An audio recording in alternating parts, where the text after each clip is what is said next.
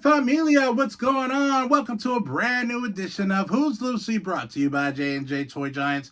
I am your host, JD, and we're going to be going over some brand new loose figures that I've actually picked up, and we're going to be going over that in just a minute of what those are, but wanted to give a shout out to all of our newer viewers and also our returning viewers, of course. But if you're just new, looking at the channel for the very first time, thank you so very much. Check out our playlist if you want to watch any of our other Who's Lucy episodes. Got all kinds of stuff there. And let's get to the toy review. Let's start the video. All right, so one of the figures that we're going to be going over today, or that I'm going to be going over today, is part of the Batman the Animated Series figures, the Cyber Gear Batman, and I'll go into detail of all the types of different Batmans that they have when this particular line was coming out.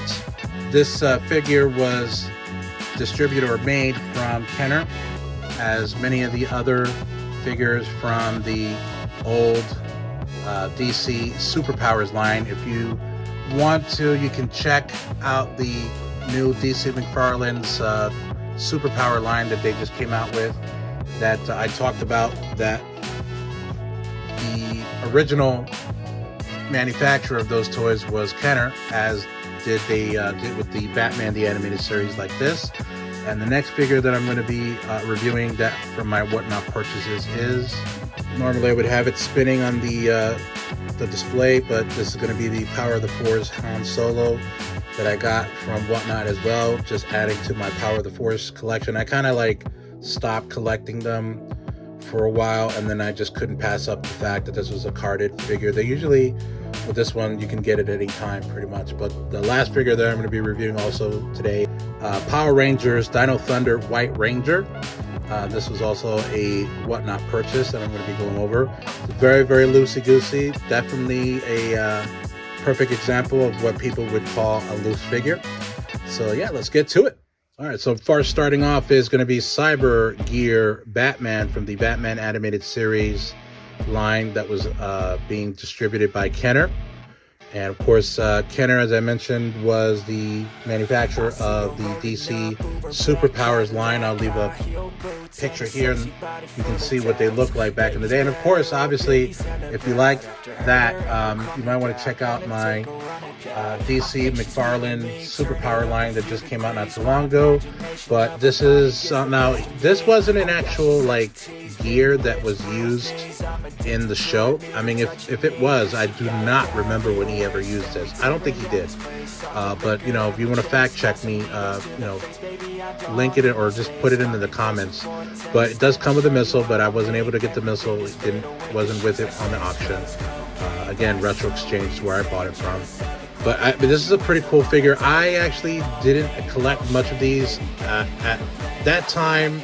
It was a really weird period at that time because my mom had just passed away not too long prior, and my dad was taking care of my sister and I. We were living in the Bronx. I was heavy into the Batman the Animated Series. I just never got any of his toys. I don't know why, but so this was actually pretty cool. This is my first one that I ever got of the Batman the Animated Series. I did, however, if you watched any of our other unboxings, you can watch the one that I unboxed of the DC McFarlane Batman the Animated Series 6-inch figure, so check that out. And I was actually lucky to get this because this was a pretty good price. Whatnot is not something that I really gave a chance to when it first started, but then I just gave it a second chance, and I was looking at something. I don't know what it was. I think it might have been through one of the Facebook groups that I was a part of, and they said, oh, Whatnot, and also the Major Wrestling Figure Podcast, they were also hyping up Whatnot as well, because they do sell stuff on Whatnot also. So check it out, guys. I mean, obviously, you can get stuff for fairly cheap. I mean, it is an auction, so naturally, you might bid on something and you might get outbid by somebody else, but that's just the name of the game.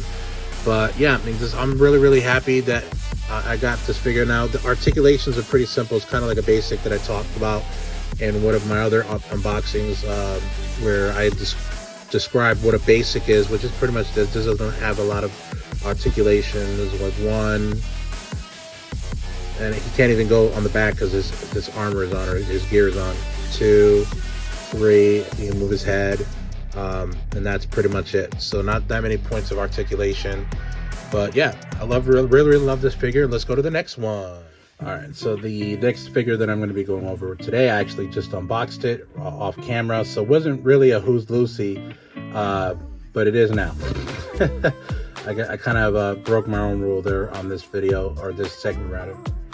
So this is part of Power of the Force line, which any toy collector will tell you, this is the line that will not die. I mean, you can literally go to any toy store, any vintage toy store, and you bet your bottom dollar they will have at least a few of these. It may not have a lot, but you know you're gonna find them. And there's gonna be some toy stores that have tons, like almost like they robbed a dude with a truck that was selling these way back in the day and just decided to have them in their store. But I mean, it doesn't take away from the fact that these are pretty cool figures. Now, these were in the same, I think, a 3 1/4 inch style as the original Kenner.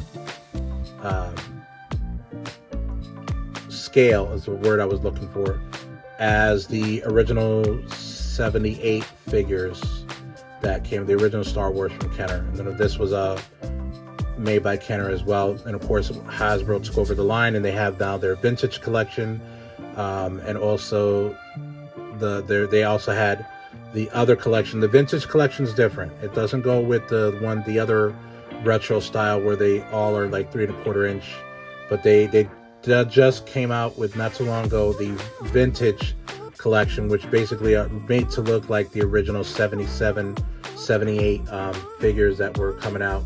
So I think they were in Christmas of 78 because they couldn't get it in time for Christmas of 77 when it came out in August of 1977, the movie. But this is from episode 6, Empire Strikes Back, where they're in the planet Hoth.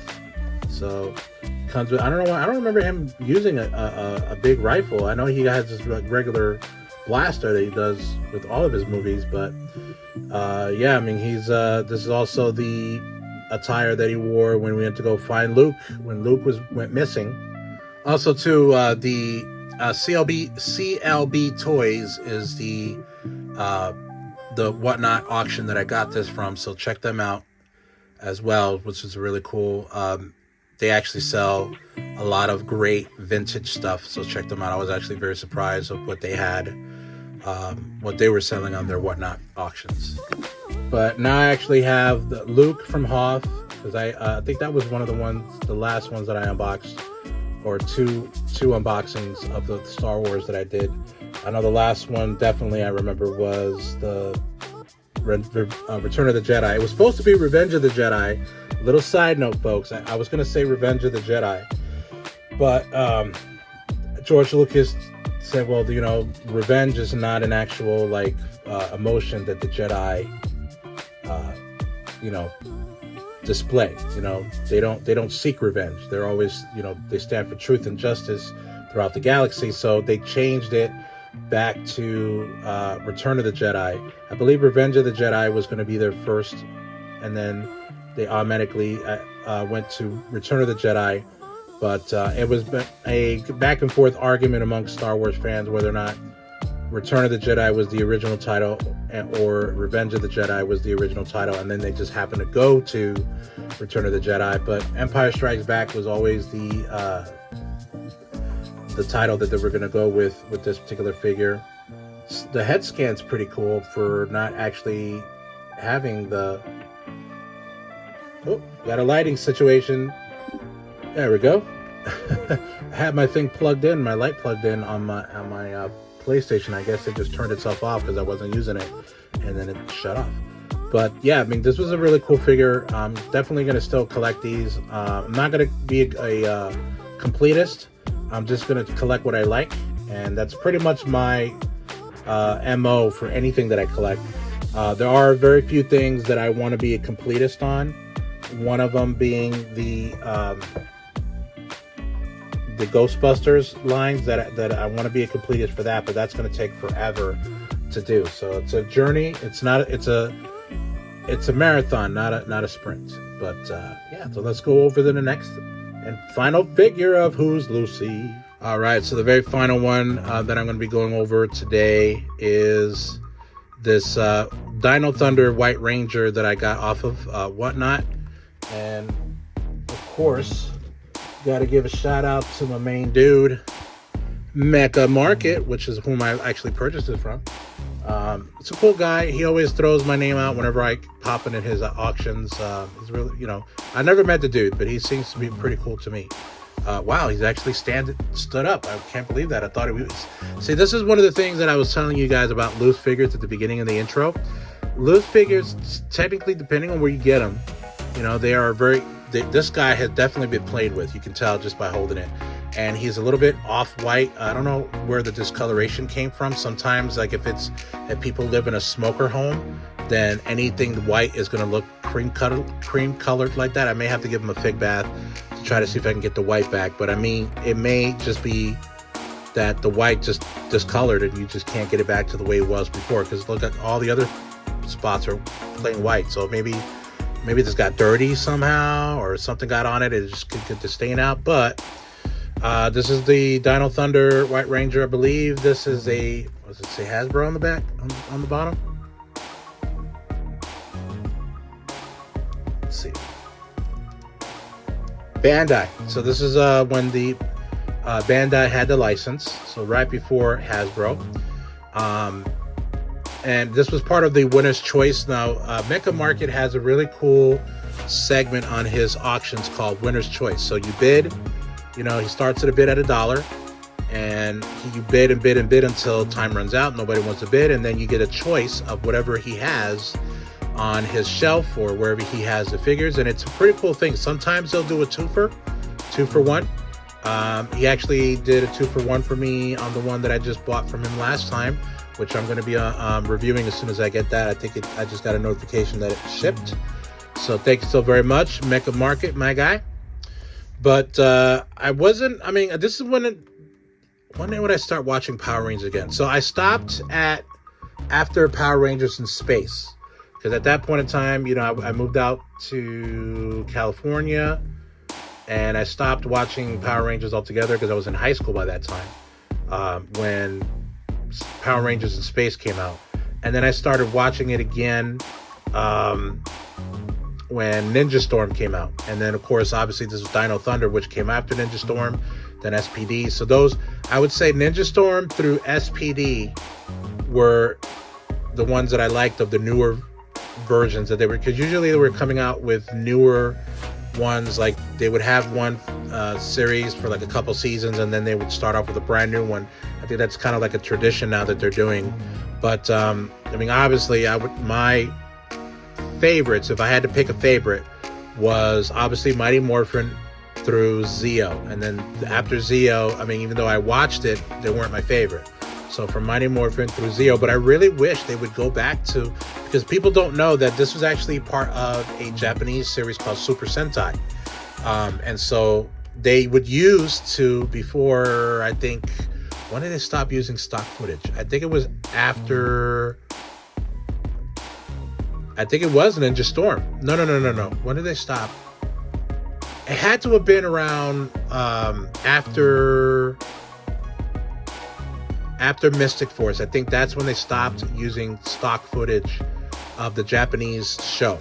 Because before, all of the Power Rangers footage that you would see were from, they used stock footage from the Japanese show, and then they would just film like their own version, with the actual American actors in the United States. But that's, a little history lesson on the Power Rangers history.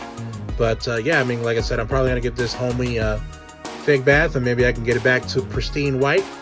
And we'll be with you in a moment, guys. Thank you so very much for watching this edition of the J&J Toy Giants YouTube channel, Toy Unboxing. Again, I am your host, JD. Be sure to like and subscribe, and also comment on any of our video submissions on YouTube, Twitter, Instagram, and Facebook, and follow us on TikTok. And also hit that notification bell so you never miss an opportunity to find out our newest video that is going to be on the YouTube world. Thank you so very much. Have a great night or day. Keep on cruising. See you later.